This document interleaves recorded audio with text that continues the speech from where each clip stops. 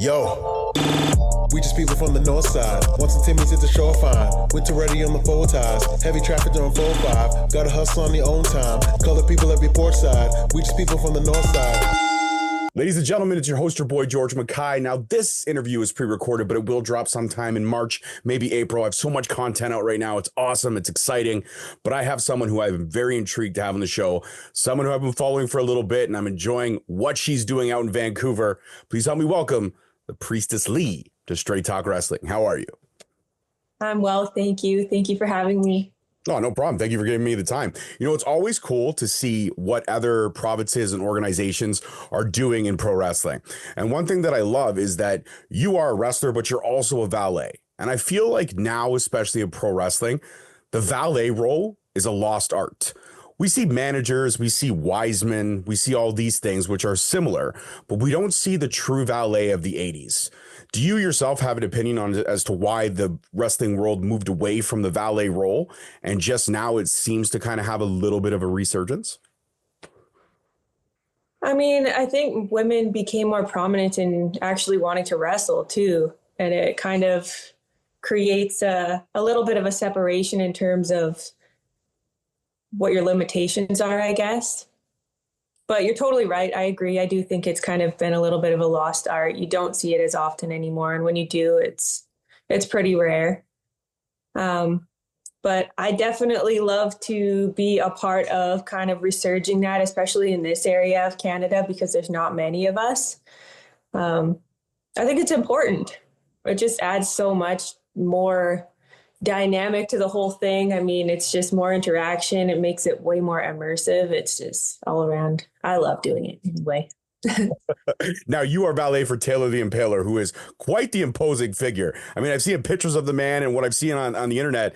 You guys are scary and you guys are all business when you walk out. Like, there's no bullshit with the Priestess and Taylor the Impaler. When you guys walk out, people are like, oh, business is about to pick up. And you love to get in the fans' faces. You love to get in the referees' faces. You love to make your presence known, which definitely probably helps Taylor on the upside, especially when the ref's back's turned. I'm not saying that Taylor does anything, you know, strategically wrong in pro wrestling, because it's all really pro wrestling. But, I mean, having you out there is a definite edge to what may have helped in a few victories. Would you not agree? Oh, yeah, totally. I mean, the more the merrier, right? Absolutely. Absolutely. So what is it about? I mean, when you walk out there, fans, wrestling fans, as we know, are very opinionated. They will say and do a lot of things. They won't cross the line, but they'll get pretty close to the line. Some might, but not everyone. When you're out there and you've got, yeah, some do cross the line. Some are pretty disrespectful. I will say that. But there are some that understand the product and understand the enjoyment and the interaction. Like you said, that immersive experience. When you have a fan, you're walking by, you're outside, you're watching Taylor do his thing in the ring and a fan's like, you guys suck. And you hear that, you turn around and you play into that. How much fun is it for you to interact with those fans that really try to get under your skin, but you do a better job of getting under theirs? Oh, it's everything. It's so much fun. It's so much fun. I never thought I'd be doing it, but now that I am, it's just, I can't stop. I love it. You love to heckle people, eh? I do. Sorry, go ahead. I mean, it's so out of the ordinary from who I am, like day to day. It's almost like a nice outlet in a way where it's just, you get to be a whole different side of yourself you don't really ever get to. So it's fun. You get to play with it. Yeah. I love that. So where did the incantation of your character, the Priestess Lee, where did that all come from? Because, I mean, everybody always says their character development or their character orientation is them just turned up. And it's turned up in many different ways. But sometimes people do work in almost another layer, almost another side of them, something that they've been too afraid to tap into in their own regular day-to-day lives that they can bring out in the wrestling world. Would that be what the Priestess is about? Or what is your incantation of her? Oh, 100%. I mean, in my personal life, I am into spirituality. I love learning about life and how we function and all different kinds of stuff. I mean, I'm pretty open-minded, but the Priestess, I get to kind of channel like that darker side of me, I guess. And I think that's why it's so enjoyable. I mean, most people try to hide that, you know, and in pro wrestling, I don't have to. So it's a nice balance. It is a part of me turned up a notch, but it's also like another outlet too for like a little bit of creative expression where you just get to have fun with the whole thing. Creative expression. I love those. I love those words and those sayings, because creative expression really is exactly that. You get to be creative in your own way, bringing parts of yourself to it, but adding that layer to make people remember you. Like I said, when you guys walk out, you're menacing, you're scary, you're dangerous, you're exciting, you're something that intrigues. And like I said, probably makes people step back and be like, "Oh, I gotta push away here because they mean all business." But the simple fact of having that creative outlet, and then after, I'm sure when you're at the merch table, people are like, "Man, you were awesome. I loved how you did that. You know, oh, thank you so much." That's got to be the coolest part, where people can play with the character and know that that is not you. Because there are a lot of people that believe that who you are in the wrestling ring is exactly who you could be. The most standoff, arrogant, smug person in the wrestling room. When you get to the merch table, you can be sweet as a kitten. Yeah. And some people don't really see that. Is that the vibe that a lot of people get from you? Like, I didn't expect you to be as sweet as you were. Oh yeah, especially the little ones. They're always like very hesitant to come up to me, but once they do, they know that's not really who I am. Nice. I like that. So you mentioned being open-minded and spirituality and learning how, we function and everything like that. And the priestess being the darker side that you get to tap into. Is there level ups that you have planned, or more layers you want to add to her in terms of maybe bringing some of that dark side in? Maybe, promos or vignettes when you can curse a upcoming opponent and all that kind of stuff. Like, are there more layers to, the priestess can go anyway. She can go Wicca, she can go voodoo, she can do the shaman, she can do all these kind of little things, especially like the native shamans and all that kind of stuff. She can go so many different ways and to control and overwhelm the opponent. And it's exciting to think about what promos and what vignettes you could possibly cut in the near future, even when you yourself do get more time in the wrestling ring and you maybe step away from that valet role. There's a lot to explore here, and it's kind of cool. Oh yeah, totally. Especially too with all the other members of MOT. We have the largest faction right now in the world in pro wrestling history. And it's nice because wherever I do end up working, whatever promotion, usually there's more than one of us. So like we get to add on layers too of whatever their character is and like work with that. And it's awesome. The sky's kind of the limit with where that gets to go. I like that. How many members are there of MOT right now currently? Oh, I think we're close to 70, maybe at 70, just below it. Yeah. So you guys are like a modern day, more intrusive Bullet Club, because Bullet Club had members everywhere for a while, and now it's kind of shrunk down to almost pretty much nothing. But MOT is growing, and you guys are adding members on a pretty regular basis, if I'm not mistaken, correct? Yeah. It's been nice and steady lately. I like that. It's been like that. Like applications just flying in. Jobs are being filled. So, yeah. MOT. I see a lot of people that could at any given time be leaders of certain sections of it. But for some people who don't know and who don't follow the faction, like I said, I did my research, so I know a little bit. Is there really one true head of this family? Jordy Taylor is the founding member. He's the one who came up with the whole creative concept in the first place, but he does like to encourage everybody to kind of pour themselves into it however they want to and roll with it. And because that's been the case, I think that's really why it's trickled so quickly. Everybody's kind of taken it off, sprinkled their little bit of magic in it, and yeah, it's awesome. Well, that's great. Then there has to be an MOT t-shirt sent over here to Ontario so I can start. I could be the first podcaster in MOT. Wouldn't that be awesome? That'd be cool, right? That'd be cool. Yeah, for sure. So Jordy Taylor, not only is he the founding member of MOT, and again, for some people who don't know what MOT stands for, can you please enlighten them as to what MOT stands for? The Moment of Truth. Moment of Truth, ladies and gentlemen, is pretty awesome.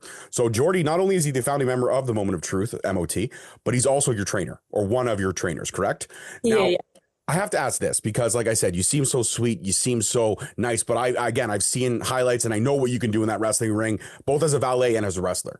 But what makes you have to be a different, special kind of person to love the sport that we love so much? I talk about it. I could never do what you guys do in the ring. I can never do that. I can never be a menacing figure. I'm too sweet. If I shave this off, I look like I'm 12 years old, 150%. So what you guys do in the ring is special. That character development, I'm always intrigued by it. I love it. I love the layers and exploring all these things. But I mean, what made the priestess want to step into the squared circle? Honestly, it was not ever something that I initially wanted to do. I mean, when I met Jordy, I wasn't into wrestling at all. I mean, I didn't even know he was a pro wrestler at first. So when he told me, I was like, oh, that's cool. Like, I thought it was just a hobby. I didn't really look much into it. And then I had gone to one of his first shows and I was like, oh, like this is way more than what I thought initially that it was, you know? But I just started off as like a supportive girlfriend and I just went to watch him perform. And then it eventually transpired into him suggesting I valet. So I tried it. I tried it once. And I'm not going to lie, I hated it. I was like, I don't know what I'm doing at all. So I was like embarrassed. I felt dumb, you know, and I let it go for a while. And about a year later, maybe it popped up again. He's like, hey, you want to valet tonight? And I was like, I mean, I guess so. Why not? I'll give it one more shot. And I did. And it just took off from there. And opportunities just slowly kind of spiraled into me being in the ring. It wasn't really something that I thought I'd ever do at first. I was okay with valeting, just being on the outside. And then I started doing more spots here and there, and it was kind of fun. And then I had like opportunities coming my way, like, hey, you ever want to get in there? Because we could use you. There's not a ton of women right now at the time. And it just worked out. I don't know. It just kind of came to me and I just followed it. And here I am. And you know what, that I hear that more often than not about, like, you know, I met someone who's involved in pro wrestling, or I started dating someone in pro wrestling, and then it just kind of trickled. And I hear it from both sides of the fence. I hear it from both guys and girls. Like, you know, I met this girl, she was into pro wrestling and I wasn't really into it, or I've been a fan my whole life. So it's always kind of cool to hear everyone's different experience. But you know what? I will say this, you took to it. You took to it with some flair and dynamics. And you've also been able to probably meet and conversate with a lot of cool people. Like, again, in creeping your Instagram page, as I always do, because sometimes there's not a whole lot of research on indie wrestling fans. I noticed that you got to meet Serena Deeb. And I've met her before. I've called one of her matches. She is dynamite. She is fantastic. She's one of the sweetest people, but also has a great and I think underrated wrestling mind. What was it like to, I mean, share a locker room with Serena Deeb, maybe ask questions, learn from that specific learning tree for you to help you elevate in this business? Oh, it was great. I mean, she's such a kind and humble person.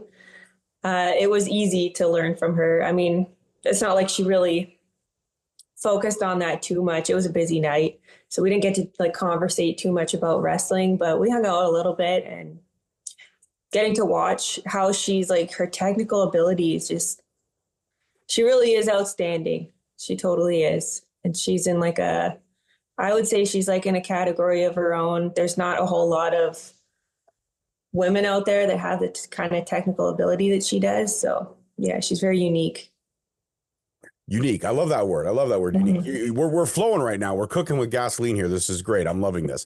So you mentioned unique, and again, MOT, very unique, 70 members strong now. But what I couldn't find is that a lot of the members, you know, some are stationed stateside, so a lot of them are in Vancouver, but then there seems to be a mix of a little bit of everywhere. But I don't notice anything in Ontario. Do you guys have a plan to bring the MOT north side here? Are we going to get some stuff going? You know, for you, it would be more towards the East Coast, southern, central Ontario.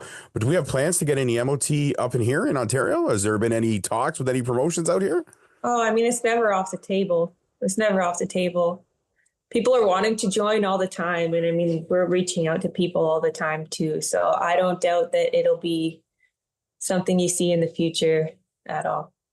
I like that, because, you know, Ontario's got a pretty strong scene out here, and there's a lot of, but I think the Priestess Lee could mix it up with a lot of, there's some fantastic female talent out here. Alexia Nicole, Crystal Moon. There's a whole bunch of ladies out here that are very strong. Plus Quebec. Quebec has an amazing scene as well. Yeah. So, I mean, what about you yourself? Are you prepared to start going more outside of Vancouver, more outside of your comfort zone, and start exploring what is out there for yourself as well? I mean, currently at this current point in time, I'm out of the ring. I'm actually almost 20 weeks pregnant. So congratulations. Thank you. Thank you so much. I didn't want to, I did see a trickle of that somewhere on the internet, but I didn't want to bring it up unless you were prepared to bring it up. So there you go. Yeah, no. That's where I'm at right now. So I'm not actively in the ring, but I've still been valeting, getting some work in here and there, and still trying to be active in other ways. But when I'm back, absolutely, yeah, I want to branch out as far as I can. I love that. I love that. So now we know that there's also another member Yep, preparing to make their grand entrance right now. I mean, what are you hoping for? Are you hoping for boy or girl? Just as long as it's healthy. as long as it's healthy. I love it. And you're gonna wait. Are you gonna be surprised, or do you know already? I don't know yet, but I do want to know. You do want to know, right? You want to make sure that, you just don't want to buy yellow. Let's be honest. You don't want to just buy those neutral colors. You want to be able to sit there and be like, okay, I need a lot of, blues and blacks and reds, or I need a lot of pinks and soft. Yeah, I get it. Like I said, I have two daughters, and my wife and I did not want to wait. We wanted to find out so that she could decorate with the pinks and the purples and all that kind of stuff. And I left her up for that. That was her thing. All I did was they're both daddy's girls. I mean, one of them's 16 now, so not so much a daddy's girl anymore, but my 8-year-old I'm still clinging on to that for a few more years. So, and the whole family's wrestling fans, which is cool because we go to shows together as a family. When I do commentate or when I do work, they come to the shows with me as well, which is great. It's always a great experience for the whole family. So what is brewing right now, I'm sure will fall in love with pro wrestling just like his or her parents did 100%. Yeah, I hope so. That'd be awesome. It will. I mean, usually kids will flourish with whatever you show them. So if you start once the baby's born, if you start just playing wrestling in the background, eventually they're going to start paying attention. So just start throwing on some classic matches, and they'll get hooked. Speaking of classics, and again, never wanting to step into the ring, but then stepping in and training and all that stuff. And now you're out of the ring currently right now, but still being involved in wrestling. Have you gone back? Have you picked some of your favorites? Do you have someone you idolize or someone you kind of, I guess, your moveset when you were in the ring that you were working with in order to that's somebody that inspired you? I mean, there's been lots of women that inspire me. I have watched a lot of I love Gail Kim. I think she's awesome.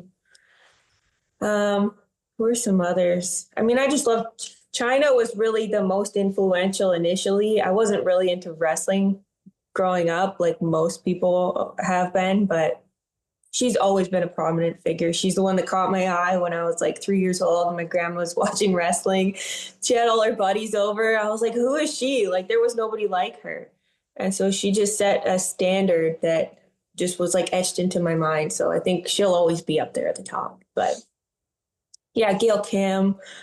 I really like Julia. I like her style. She's awesome. Who are some others? They're probably my two most prominent. Also, lately, I've been really into Megan Bain. I think she's pretty good, too. Megan Bain is pretty solid. I will say that. Yeah, I'm right there with you. Yeah, I like her. That wavelength is solid. See, you know what?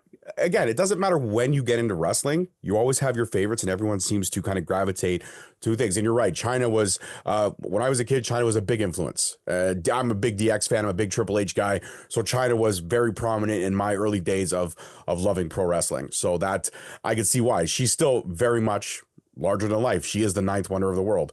I mean, you don't get a nickname like that without it meaning something, right? Yeah, no doubt. So 20 weeks pregnant, we're having fun, we're relaxing, we're having the baby, brewing and stuff like that. Is there any I'm always intrigued by this because my wife didn't have too many weird cravings. Do you have any weird cravings that you're going for? 2 a.m, you wake up, you're like, oh man, I could go for a Whopper right now. I don't know what it is. I'm just craving a Burger King Whopper. No, not really. Just lemon, citrus, anything citrus. It's just all I've wanted. That's it, eh? Just anything citrus. So lemon, lime, oranges. Lime, oranges, yeah. Yeah, nice. I'm a blood orange guy myself. I do enjoy the blood orange. Me too. They're the best. Right? Yeah. People underrate the blood orange, but I think it is a fantastic fruit. It is. It's superior to all the other oranges. That's it. You see, everyone needs to wake up, give blood orange a little bit of love. Okay, yeah, I get it. The name's not exciting. Blood orange. It makes you think you're like, oh, what am I eating? But it's so good. It is so damn good. God, I love it. I love it. So my sister actually is in Vancouver. She moved out there. She's originally from Ontario, but she's in Vancouver right now. But Vancouver has some of a great wrestling scene that's kind of brewing and growing and very much getting up. What could someone if I'm trying to sell an Ontario wrestling fan or even a wrestling fan in general, what would you say about the Vancouver wrestling scene that a lot of us out here may not know if we haven't experienced it for the first time? I mean, I think it's pretty diverse, which is which is nice. I mean, you get variety in terms of if you like more classic style wrestling, or if you like more of like the high flying, or if like there's like merging of like not cosplay, but like kind of cosplay, a little bit of drag as well, that kind of performing. So that takes it to like a whole nother creative level if that's your thing too. So it's very diverse here for sure, is what I would say. I like that. There's a lot of layers to explore in terms of a wrestling fan. There's a little bit for everybody. Yeah, hardcore stuff too. So like whatever you're into in wrestling and what kind of niche you're into, you can find it. Nice. Okay, that's perfect. That's perfect. One more question. I'm going to let you go relax for the rest of your Sunday. But again, I do want to take this time now to thank you for joining me today and to say that you are officially a member of the Straight Talk family. So when you're ready to get back in the ring and the priestess is ready to make her grand entrance, you got to come on back and tell me all about that, okay? Oh, definitely. Thank you so much for having me. All right. My final question is, when I look at everything that MOT is doing now and the movement that it makes and the movement that it stands for, and 70 members strong, like you said, what is really the end game for MOT? Is it just to take over the pro wrestling world and make everybody realize that MOT is as strong as people may not realize? Or does Jordy have an alternate game that maybe none of us are aware of? I think right now it's just a matter of dispersing ourselves anywhere and everywhere. We want to be the largest faction. We want everybody to know about MOT. We want everybody to know what we're all about. And right now, I think it's currently just about expanding, but that might not be where it is in the future. So expansion for now, but we could potentially have just a mass army that could take over the pro wrestling world at any time. We could. So this could potentially be like a new world order versus the entire wrestling world. Wow. This is intriguing. There's a lot of rabbit holes that you could climb down. Conspiracy theories, go. Conspiracy theorists, do your thing. There's so much here you can do. But Lee, I want to thank you so much. I know this was short, sweet, and simple, but that's what I like to do sometimes. Conversations are relaxed, very easygoing. And it also, with the world's attention span these days, 20 minutes is a long time. Yeah. So, I mean, we could lose somebody after 5 minutes. So this is good. Perfect. But while you are, getting ready to introduce a new member of MOT to the world, where can the world keep up on you and MOT's experiences as they expand, as you said? Is there anywhere that you want people to follow you or to look for you? I mean, obviously your Instagram would be one, so you can go ahead and shout those out. Yeah, Instagram would be one for sure. I mean, if you're local to the Vancouver or Vancouver Island area, definitely check out Canadian Apex Wrestling, Vancouver Island Pro Wrestling. We're there most of the time. Our Instagram handles. There's a Moment of Truth Facebook page, so definitely check that out. That's where you're going to see what everybody's up to. Find links to their socials as well. Or Facebook. I have a Facebook page too, Priestess Lee. Amazing. Lee, thank you so much for joining me. And I mean, I don't have a whole lot of members in my faction, but you're now a member of the Straight Talk family, so that's huge, right? Are you okay to be in both factions? Like, you're not getting in trouble, right? If you're in the Straight Talk family? That's perfect. All right, perfect. All right, guys, that's it for this one. Peace, love, and wrestling. We'll see you next time. Peace. Thank you so much. I hope you had fun. Oh, yeah. Yo, we just people from the north side. Once the Timmy's hit the shore fine. Winter ready on the full ties. Heavy traffic during 4-5. Gotta hustle on your own time. Color people every port side. We just people from the north side.